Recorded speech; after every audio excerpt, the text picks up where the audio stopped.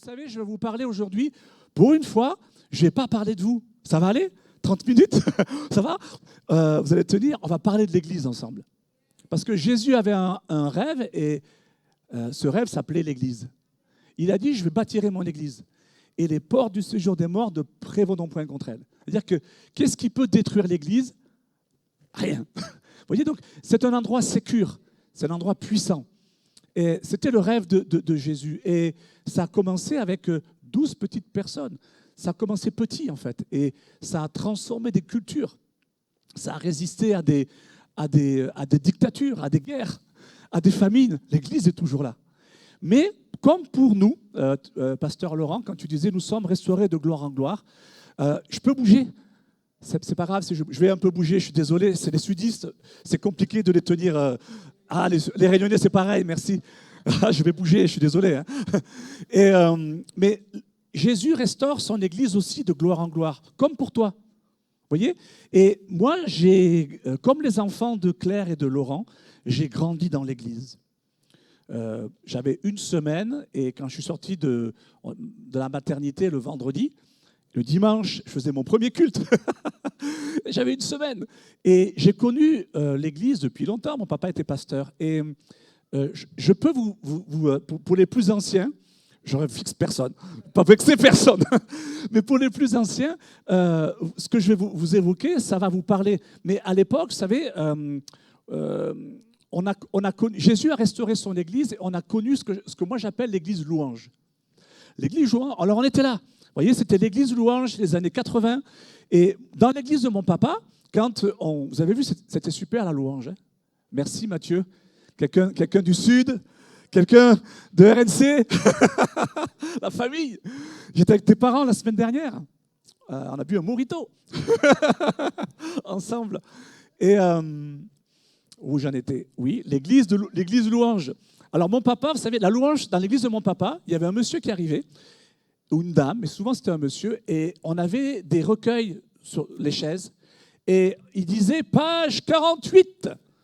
Et donc, on tournait on avait 5 secondes pour tourner. Moi, j'étais un gamin, j'adorais trouver le numéro 48. On est là, hein. Et après, et puis, à toi la gloire, ô ressuscité. Attendez, je tourne la page. À toi la victoire pour l'éternité. Tant. Silence. C'était comme ça, une église réveillée. C'était comme ça. Et après, page 72. Ouais, tournez à la page 72. Qu'est-ce que ça va être? Le suspense, la page, le numéro.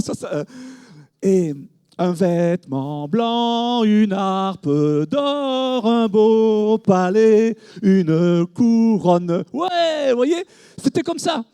Et un jour, on a une réunion de responsables, et c'est l'époque des magnétoscopes. Alors je sais que les plus jeunes, vous ne savez pas ce que c'est un magnétoscope. C'était un lecteur, le lecteur de DVD de l'époque, une énorme cassette qu'on mettait dans un magnétoscope. Et on nous dit, oh, et la personne, franchement, on a l'impression que quand elle me donne cette cassette, on a vraiment l'impression qu'elle a vu Jésus en vrai. Vous voyez, sur son visage, on voit qu'il s'est passé quelque chose. Et on a cette réunion de responsables, il dit non, juste 5 minutes. Et on met cette cassette, on ne sait pas ce qu'on va voir. Et en fait, c'est Ron Connolly, God is able. Et là, pour la première fois de ma vie, moi, je vois de la louange, comme Mathieu tout à l'heure et son équipe. Et on sent la présence de Dieu. On voit les musiciens. On voit qu'il n'y a pas de... ça 1h30, ça s'enchaîne. Et ça monte, ça descend, on sent la présence de... Et là, donc, on devait avoir une réunion. On n'a pas eu la réunion. Et en fait, on était tristes, brisés, parce qu'on s'est dit, mais on est loin de ça.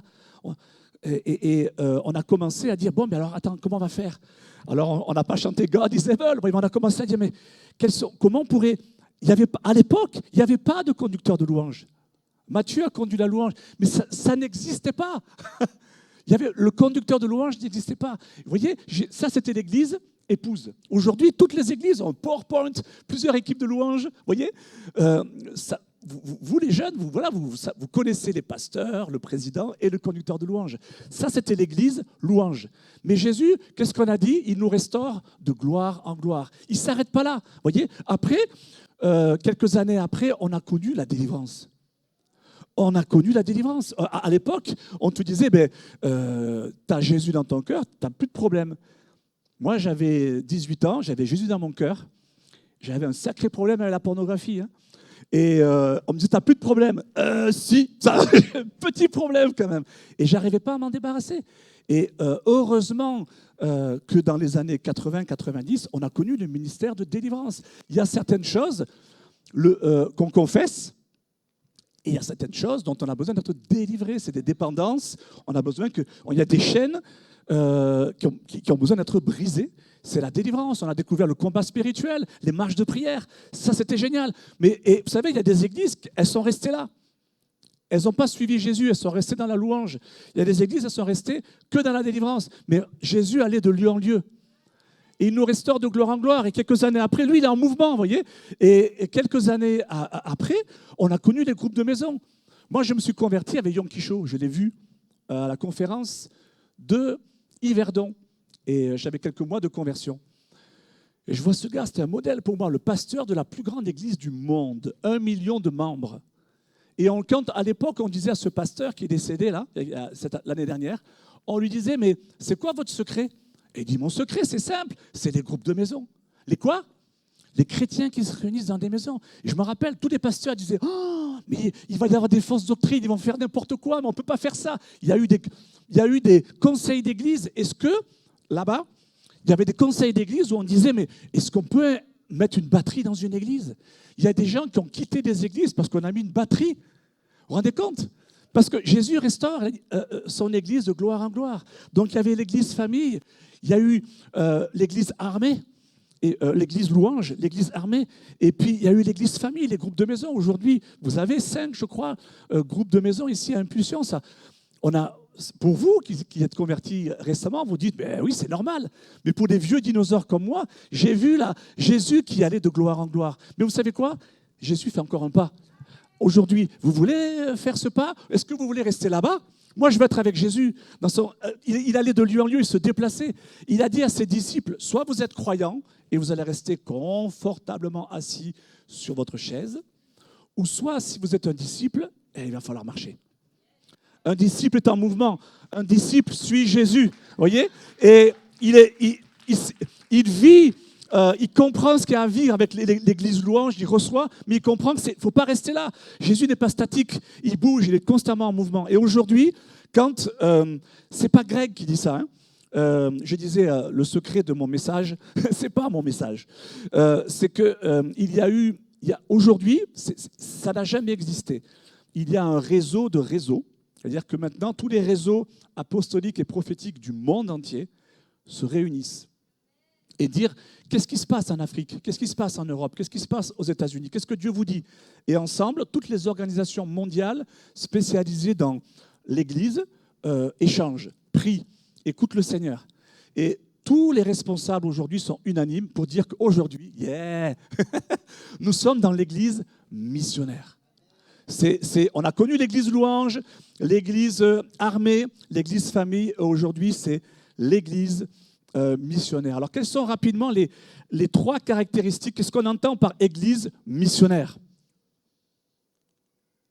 Et ça s'est vraiment accentué avec le Covid. Avec le Covid, il y a eu une intensification de ce mouvement-là. Toutes les églises du monde sont touchées. Premièrement, une église missionnaire, c'est un mouvement de multiplication de disciples, et pas de croyants, sans précédent. Et en dehors des 4 murs de l'église. Vous voyez, avant, dans l'église de mon papa, mon job, c'était d'amener mes amis incroyants à l'église. Et c'est l'église qui allait les amener à Jésus. Aujourd'hui, c'est nous, les disciples, on n'amène plus les gens à l'église, on les amène à Jésus. C'est ça l'église missionnaire. Deuxièmement, la place où l'on exerce le ministère a changé dans l'église missionnaire. On ne se contente pas seulement donc d'exercer le ministère dans l'église comme on le fait cet après-midi. Ensemble, on vit quelque chose. C'est l'église aussi, mais on ne se contente pas uniquement de faire ça dans l'église, mais dans toutes les sphères où les membres de l'église passent la plupart et la majeure partie de leur temps. voyez, le lieu où le ministère s'exerçait dans l'église missionnaire change. Le ministère ne s'exerce plus uniquement dans l'église, mais il s'exerce là où tu passes la plupart et la majeure partie de ton temps. C'est fou. Troisièmement, on est passé de l'égosystème à l'écosystème. L'écosystème, moi, c'est ce que j'ai connu. Et je confesse mon péché parce que c'est mon église ici aussi. Hein.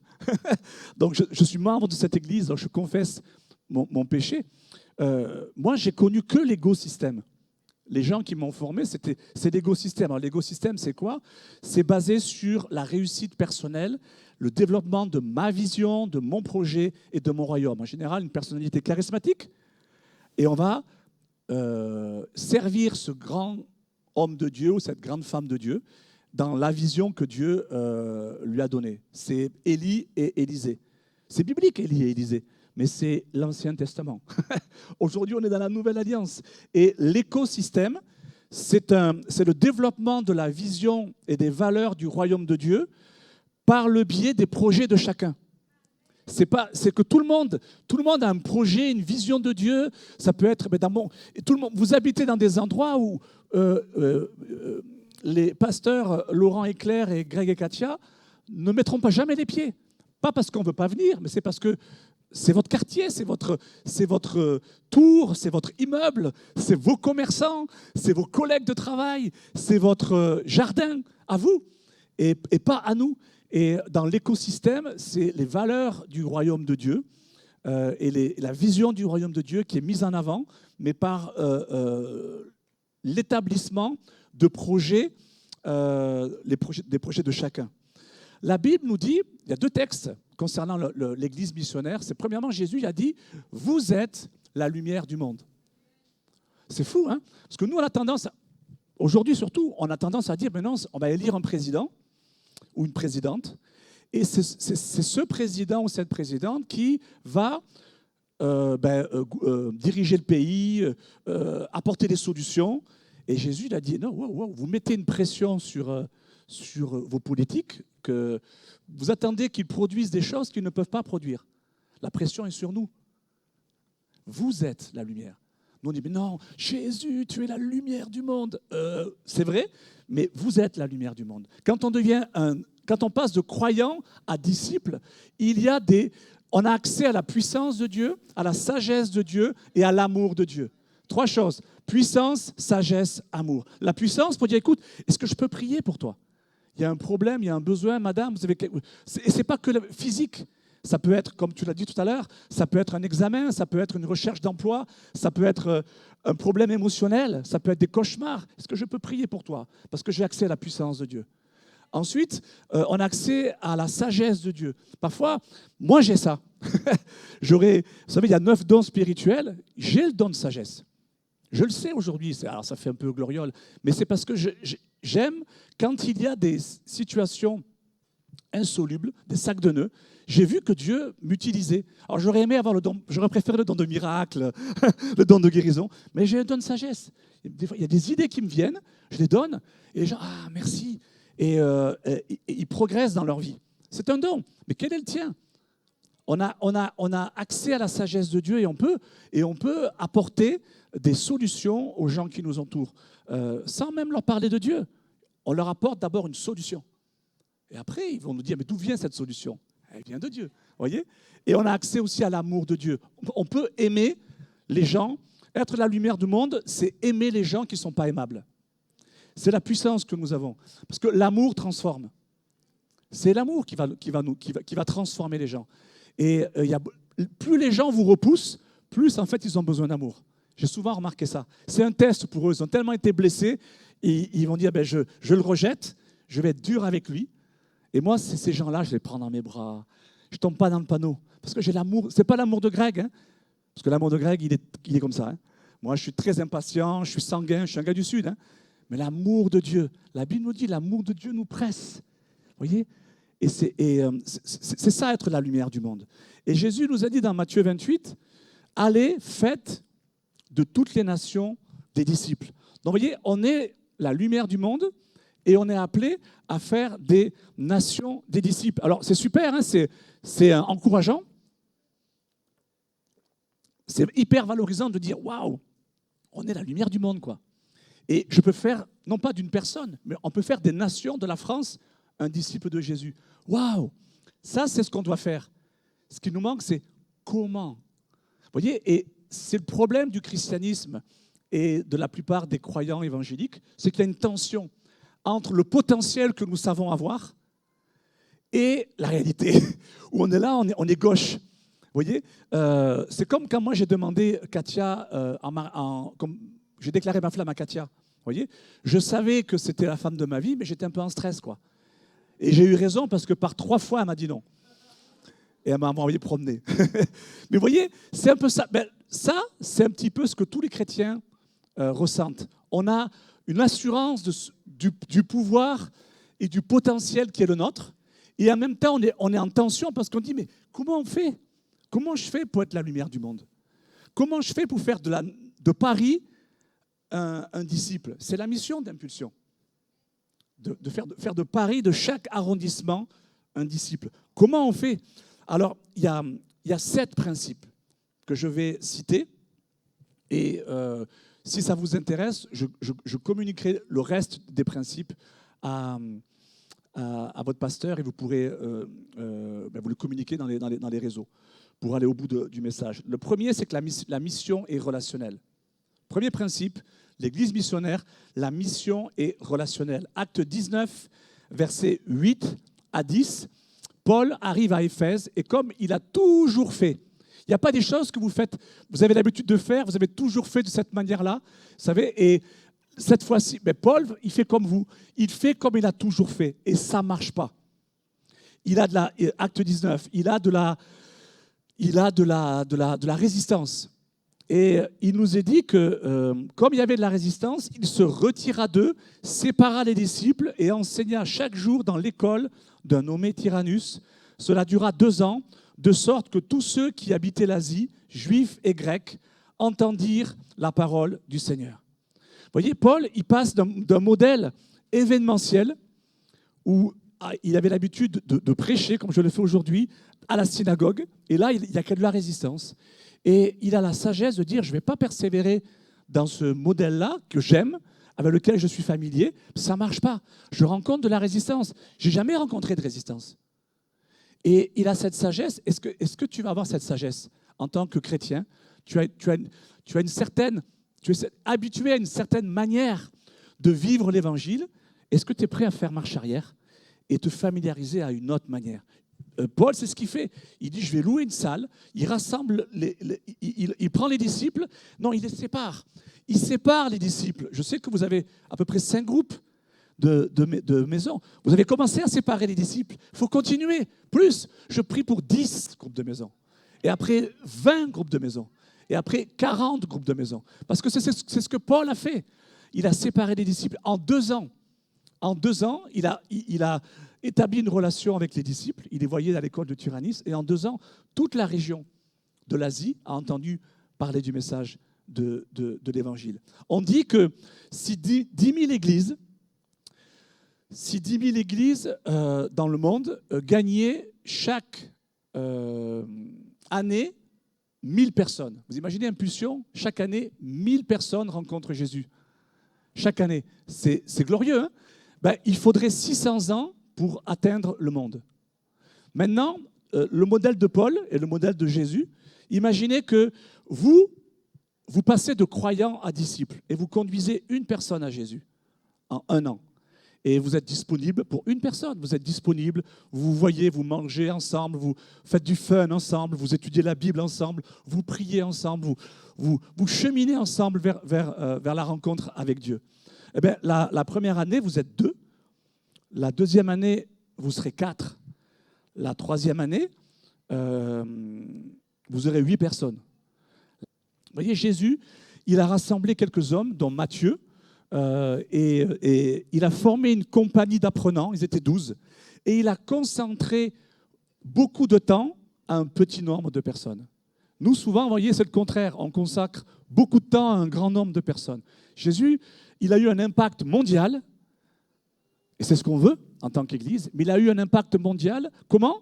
En concentrant son attention, son énergie sur un petit nombre. Vous savez, on ne peut pas être avec tout le monde, mais vous pouvez être avec quelques-uns. Et on doit reconnaître nos limites humaines. Jésus a atteint des milliers de personnes en se concentrant sur un petit nombre de personnes. Edgardo Silvoso, pour moi, c'est un évangéliste qui m'a énormément marqué d'Argentine. C'est un peu le Reinhard Bonnke de l'Argentine. Vous voyez, il faisait des campagnes d'évangélisation. Ce n'est pas dans le Covid qu'il disait ça. Des campagnes d'évangélisation où il y avait 100 000 personnes, 200 000 personnes. Il y avait des gens qui se levaient des fauteuils. Il y avait des guérisons, vraiment des aveugles, des sourds, etc. Et il dit, mais quand on terminait nos campagnes d'évangélisation, le dimanche matin à l'église, il n'y avait pas plus de monde. On avait fait des croyants, mais on n'avait pas fait des disciples. Et aujourd'hui, il a changé. Il dit, je me repens de ce modèle-là, je ne veux plus faire de campagne, mais il implante il appelle ça des ecclésias. C'est 2-3 personnes qui se réunissent par quartier chaque semaine et qui vont commencer à adopter les 10 voisins de droite, les 10 voisins de gauche, dans l'amitié, dans la prière, proposer de les aider tout simplement, développer des ponts avec les incroyants. Et aujourd'hui, ils sont à 1 million. 1 million d'ecclésias, 1 million de groupes qui se sont ouverts comme celui-ci. Troisième principe, rechercher le contact avec les perdus. Luc 19, verset 10 nous dit « Car le Fils de l'homme est venu chercher et sauver ceux qui étaient perdus. » Vous savez, on va être schizophrène si on dit « Mais moi j'aime Jésus, je veux lui ressembler. » Si tu aimes Jésus et que tu veux lui ressembler, inévitablement, tu vas rechercher le contact avec les perdus. Jésus, il n'était pas à l'église, il n'était pas à la synagogue. Il était tout le temps avec les gens de mauvaise vie et avec les prostituées. C'est fou, hein? C'est pour ça que les religieux de l'époque le critiquaient. Il faut s'imaginer les prostituées de l'époque. Comment on savait qu'elles étaient prostituées? À leur tenue. Il n'y avait pas un panneau, vous voyez? Hey, je suis prostituée! Vous voyez, c'est à leur tenue. Vous voyez? Donc vous imaginez un petit peu les tenues qu'elles avaient. Elles avaient des tenues différentes des autres femmes de l'époque. Et Jésus, il était avec eux, avec elles. C'est fort, hein? Jésus était préoccupé par les perdus. Donc si tu dis, oui, je veux ressembler à Jésus, inévitablement, ton désir de vouloir ressembler à Jésus va te conduire à rechercher le contact avec les perdus. Aujourd'hui, le problème que l'on a, c'est que c'est les statistiques qui le disent, les amis les plus proches de la plupart des chrétiens sont des chrétiens. Donc, c'est bien que les chrétiens connectent entre eux, mais ce qui n'est pas bien, c'est que Jésus a dit qu'on était la lumière du monde, mais aussi le sel de la terre. Et j'ai l'impression qu'on est un petit peu le sel dans la salière, là, vous voyez? Et il faut qu'on sorte de la salière. Il faut retourner la salière maintenant. Il faut retourner impulsion. Je crois que Katia, c'est ce qu'elle a prophétisé. Et on doit chercher le contact avec les perdus. Si on veut impacter les perdus, on doit suivre ce modèle de Jésus, ce modèle qu'il nous a donné. Et nous faisons des disciples. Comment? Tout simplement en entrant dans leur vie. On leur montre de l'amour, on les aime, on les sert, comme Jésus a aimé et a servi les gens. Quatrièmement, bâtissez des relations. Quatrième principe, c'est quoi l'église missionnaire? Dans l'église missionnaire, on bâtit des relations. Vous savez, on parle beaucoup du ministère de Jésus. Ça serait intéressant de savoir ce qu'il a fait juste après son baptême. Vous voyez, après le baptême de Jésus, c'est Jean 1, verset 38 à 39, je vais vous le lire. Jésus se baptise et puis il y a 2 disciples de Jean-Baptiste, André et Jean, qui le remarquent. Lisons ensemble. Jean 1, 38. Jésus se retourna et voyant qu'ils le suivirent, il leur dit, qu'ils le suivaient, il leur dit, que cherchez-vous? Ils lui répondirent, Rabbi, ce qui signifie maître, où demeures-tu? Venez, leur dit-il, et voyez. Ils allèrent et ils virent où il demeurait. Et ils restèrent auprès de lui ce jour-là. C'était environ la 10e heure. Vous voyez, ils sont là, ils suivent Jésus. Et puis Jésus, il fait ils sont surpris. Pourquoi vous me suivez? Vous voyez, Rabbi, vous voyez, ils sont tous gênés. La réponse de Naz, vous voyez, mais t'habites où? Vous voyez? Et parce qu'ils sont surpris, parce qu'il s'est retourné. Pourquoi vous me suivez? Et il dit, t'habites où? Venez, vous voyez. Et Jésus les accueille chez lui. Il y a des gens qui vous suivent. Il y a des gens qui vous observent. Ils vous suivent. que ce soit au travail, parce que vous avez des valeurs, vous êtes honnête. La plupart du temps, j'entends des gens comme vous, que j'active. Est-ce que tu veux passer? Attention, je ne vous oblige pas, mais je vous invite à passer de croyant à disciple. Et les témoignages que j'ai, quand les gens font comme je vous invite à faire ça lundi au boulot. Vous voyez? Et alors je demande, les gens, qu'est-ce qu'ils remarquent de toi? Et ils disent, mais en fait, mes collègues de travail étaient surpris parce que je ne disais pas de gros mots, parce que je ne fais pas de blagues en dessous de la ceinture. Vous voyez, c'est des choses toutes simples. C'est nos valeurs, c'est l'honnêteté, la vérité, je ne vole pas. Et des choses, et les gens, ah, mais je savais que tu étais chrétien. Vous voyez? Et c'est juste ça. Juste de commencer à connecter, à inviter alors au resto, au Starbucks, à aller marcher au parc avec les poussettes. C'est juste, venez et on crée une relation ensemble. 5, le discipolat des croyants. Beaucoup trop de gens ont été sauvés, puis abandonnés. Puis là, si Mathieu et ton équipe, vous pouvez me rejoindre pendant que je traite ce point-là et on va conclure. Je veux parler de ce dernier point. Il y a 5 champs de mission. C'était les 5 champs de mission de Jésus. Jésus avait 5, pas 4, pas 6. Jésus avait 5 champs de mission. Voulez-vous les connaître? Ça, j'enverrai les notes à Laurent si vous voulez lire. Mais c'est dans Luc 4 et Luc 5. Quand on lit Luc 4 et Luc 5, on s'aperçoit que Jésus avait 5 champs de mission. Premièrement, Luc 4, verset 31, Jésus y prie pour la délivrance d'un homme dans la synagogue. Puis après, Luc 4, verset 38, Jésus guérit la belle-mère de Pierre et puis d'autres personnes du village viennent pour la guérison et le ministère.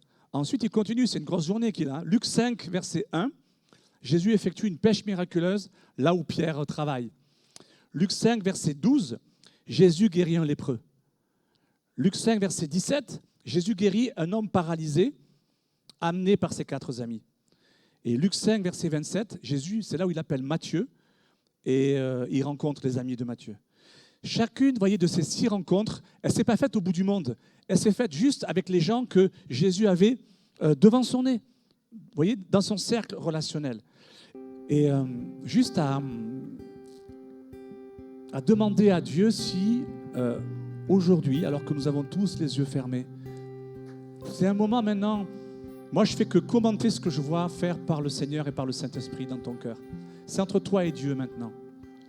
Et peut-être que Dieu voudrait établir une famille spirituelle. Il voudrait que tu deviennes, que tu intègres une famille spirituelle. Il voudrait que tu te préoccupes, que tu développes la partie spirituelle de ta personnalité, de ta vie. Alors simplement, ferme tes yeux et puis écoute, non pas avec uniquement tes oreilles physiques, mais avec les oreilles de ton cœur.